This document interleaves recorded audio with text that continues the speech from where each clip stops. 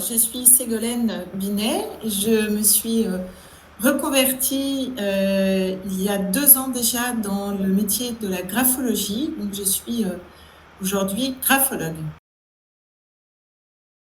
Après mon diplôme, j'ai cru de façon très enthousiaste que les gens se bousculeraient à ma porte pour avoir une analyse graphologique de leur écriture. Et donc, je pourrais aisément exploiter mon réseau ex-professionnel ici à Bruxelles et amical.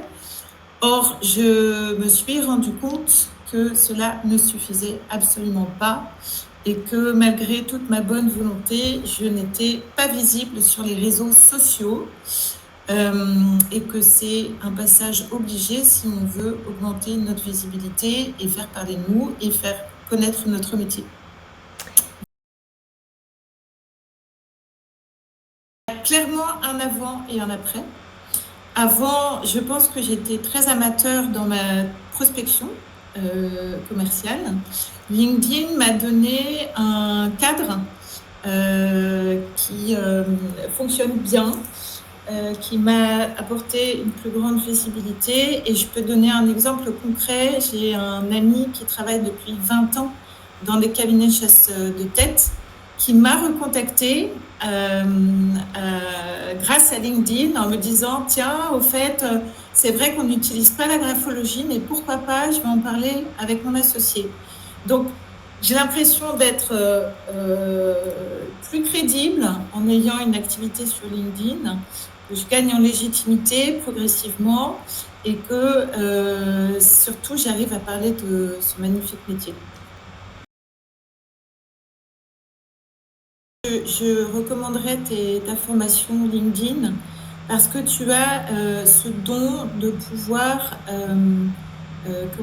rendre accessible un réseau social extrêmement complexe et nous en définir toutes les arcanes, les modes de fonctionnement avec des mots simples et des exemples concrets. Donc j'avais l'impression que c'était une très très grosse machine et ça l'est. Simplement, tu nous fais bénéficier de tes heures de travail, de recherche et ta maîtrise de l'outil pour nous permettre d'aller à l'essentiel et d'être tout à fait rentable sur ce type de réseau social. Je voulais parler de ta générosité parce que il est clair que tu n'hésites pas à partager tes expériences et à donner des coups de pouce.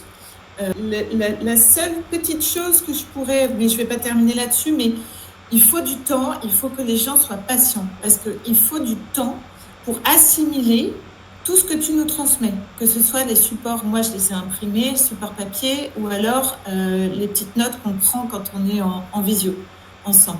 Il faut aussi mettre en pratique le plus rapidement possible parce que sinon, on va perdre 60% des infos que tu vas nous donner et j'en suis le plus bel exemple.